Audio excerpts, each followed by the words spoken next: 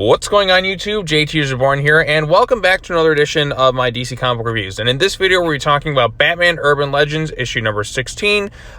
This is issue 16. There's a lot of stories in this thing, so we'll go ahead and get right to it because it's the big anthology thing. Urban Legends, like I said, sometimes can be good, sometimes can be hit or miss, and that's kind of the case with this thing here. I think for the most part, I did enjoy this issue overall. There are some weak points, in particular. The Birds of Prey storyline is definitely not very good. I don't know why this group is called the Birds of Prey when you don't have Black Canary, you don't have Huntress, or you don't have Barbara Gordon on it. And it just feels like a non-ending. Like, it just is so abrupt. Like, everything's just kind of rushed and a little bit convoluted. And there's no, like, to be continued. It just kind of abruptly ends. Like, were we supposed to be setting up for a Birds of Prey series? Like, there's no indication of that in this particular issue. The first one we have is Batman and Zatanna in Bound to Our Will. That, to me, and the last story, the Ace the Bat-Hound one, have been my two favorites. And even though I did enjoy, like, those stories, there are some gripes I have with the Ace the Bat-Hound one. Mainly that the issue kind of cuts corners. It just feels like we don't really get to see things happening. We kind of skip over bits like, okay, how do we get to this conclusion? We just kind of, like, cut to the next moment. Like, I would have liked to have seen a few more pages kind of showcase how we got from point A to point B. And then the Batman and Alfred Pennyworth thing, that was nice because it's just a nice Batman and Alfred bonding story, and it kind of ends on a sweet note. So, yeah, like I said, first one, Batman and Zatanna, Bound to Our Will. Second one, Batman, Alfred Pennyworth, and Some Things Remain, Birds of Prey in Memory Lane, and then Ace the Bat-Hound in Hounded Part 6 of 6. So the first story is the Batman and Zatanna one. Artwork is pretty solid. The dynamic between the three characters of Batman, Zatanna, and Constantine is spot on. It's a lot of fun. Batman at one point calls Constantine pretty boy, and Constantine's so happy about it. He's like, oh, you called me pretty. I thought that was kind of funny there because, like, Constantine's kind of hitting on both of them, like, the whole time, and Batman's pretty much mostly annoyed with him, and then Batman kind of gives, like, you know, insults him in a way, but, like, it's still kind of a compliment, so it ends in kind of an interesting fashion there, and I thought that was pretty funny overall. Then, like I said, the good thing about it is the issue does well in strengthening the bond between Bruce and Zatanna. Like, I think that to me is the strongest aspect of it. Like, the two definitely had love for one another in the past. There still is kind of something there, but it's more about kind of strengthening that friendship that they have. I almost think they probably should have kissed, if I'm being honest, at the end of this thing, but they, you know, hugged it out. And Batman's relationship stuff, like, right now is kind of up in the air.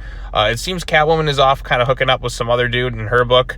And, you know, Bruce just kind of had, like, his brief little, like, moment with Talia. I'm all for Bruce kind of going off and dating somebody different that isn't Selina, if I'm being honest. Like, Tom King's Rebirth Batcat-focused run, I think, just permanently almost put me off from those two characters ever being together. It was loathsome to read. So, I mean, if Bruce goes with somebody else, like, honestly, him and Zatanna have really good chemistry. I wouldn't mind seeing that for a while. Or just something different. So, yeah, like I said, I like that aspect. Like, the dynamic they had ends in kind of a dinner with several Bat family members. Not everyone, just a few of them kind of having their own thing. Yeah, so I really like Bound to Our Will. Vita Ayala did a really good job writing. You really felt the different voices and personalities between the characters. The magic stuff, for me, like, it's sometimes gets a little bit complicated for me to follow because I'm not as well-versed in the magic side of DC Comics. So you start adding magic and spells, stuff just kind of like, I just kind of accept, okay, from point A to point B, this stuff kind of happens here. Then we get, like I said, the second issue, or storyline in this thing, which is just a one-shot. It's Alfred Pennyworth and Some Things Remain. This is a good issue. It's Alfred trying to, like, look out to see what happened with his friend and all that. It comes into Scarface. He finds some things are not what they seem at this place, and basically it kind of culminates in them finding out that this doctor was, you know, committing manslaughter and doing tests on patients. Alfred kind of got hurt, but Batman kind of came in and saved him, and then Alfred's being kind of bruised up, and Bruce is like, you know what, I'm not going to go out tonight. I have some more important things to take care of. And, like, that's Bruce just taking care of Alfred. It's a nice, sweet moment between the two characters, and it also makes you really miss Alfred in current continuity. Boy, you know what? The thing that surprised me the most is that they've kept Alfred dead. I'm surprised they haven't brought him back yet, because it has been a few years at this point since the whole City of Bane thing. So, I mean, at least they left it kind of stick to it a bit, so I commend them for that. But, like, you do kind of miss Alfred after a while. Alfred was kind of the glue that kept the Bat family together.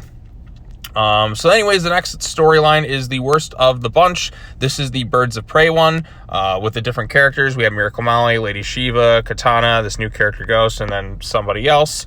The problem with this storyline is I feel like this was originally going to be a longer storyline, and then they cut it down to 3, and then things just kind of abruptly happen.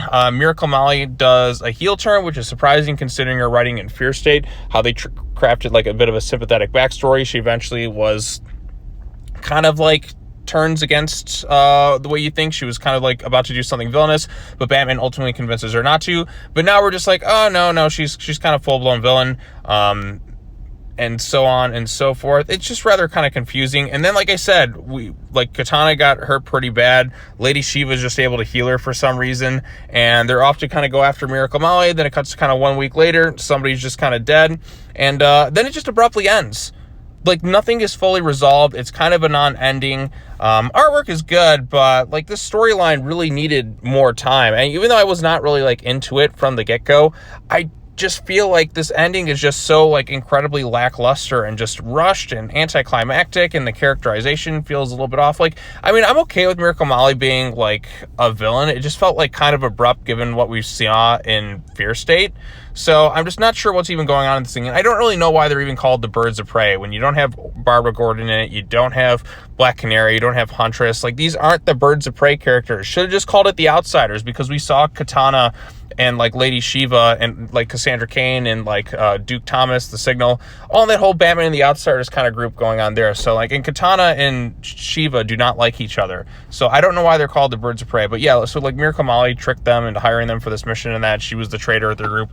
I don't know. It's just, it just didn't really do much for me. And then we had this new character, and they didn't really do much for me either. Really not much. Like I said, that's a pretty big skip for me. It just didn't do much for me. Then finally, we have the finale to the Mark Russell storyline with Ace the Bat-Hound. This is a story I actually was enjoying quite a bit, because it was like something a little bit different. The animals are kind of stepping up to be the heroes. Batman fights our little bear friend here, and he kind of gets the advantage, and then things just kind of like happen. Like I said, my main issue is like kind of cutting corners with this thing. Like, Ace just kind of pops up. Like, we don't explain how he got into this cage with Batman. And then like chaos ensues. The guy running this whole like underground fighting thing gets taken out. The various animals do their things. There's one point where Batman just kind of bruised and bloody, and he tells Ace to kind of go. Joker calls Ace, because as you know, Ace was also Joker's dog, as we come to find out beforehand. And then Ace obviously is there to kind of nudge Batman. And like I said, we never really do find out, like, did Ace just kind of drag him out? And then just the next panel, it's like, it's all good. So I feel like I said, I would have liked to have seen Ace just kind of drag Bruce out of there. We don't find out what happened with Joker or anything. It's just cut to a little bit later on. And also, this is definitely set in the past because Alfred's there. It's still a fun story, but like, and I enjoyed it overall, but I feel like we kind of cut a little bit of corners here. Flash gets a high-speed turtle. There's the squirrel there. There's the bear. Bruce kind of lets the bear kind of go off and be free for the first time in its life. And Bruce is like, come on, let's go home. He's kind of bruised and broken a bit. He's got to take some time to recover. But it was a very sweet storyline that showed like the strength and the bond between a man and his dog that he loved very much. And the animals got to be the heroes of this thing. I really liked that story. It was something a little bit different than what I'm kind of used to reading with all the stuff at DC Comics. So I like that one. I like the Bruce and Zatanna one quite a bit. That storyline was very enjoyable, mostly for the personality of the characters. The story, like I said, when it gets to magic stuff, like I kind of get lost in like what's really happening for the most part, but like the dynamics were the real strength and highlight of that issue, and just kind of showing like the cementing of that true friendship, or even kind of like romance between Bruce and Zatanna that's kind of there, that was good. And then also the Alfred storyline was nice and touching, just to show how much he kind of cared for one of his friends and like standing up and doing the right thing. So overall consensus, this was a pretty good issue of Batman Urban Legends. Now that we got the 2 6-issue storylines done, next month they're probably, I think, going to start a whole new set of story arcs. Like, it'll be like entirely fresh for everything. So if you're going to pick up Urban Legends, probably the next issue will be the one to do so, if I'm being honest. But like, all things considered, I do think they probably should drop Batman Urban Legends at some point. Like I said, it's cool that we're getting an anthology thing, but like, I don't know, like not every story is really working, and I don't think it's not really like building too much in terms of the DC universe. Like, I think it's set up maybe a few things, But like overall consensus, I feel like it's this thing that you can kind of skip if you're trying to read the other Batman titles. But like I said, there's some diamonds in the rough kind of like, or however that goes. There's some good stuff in Urban Legends. The Jason Todd Red Hood thing was quite good.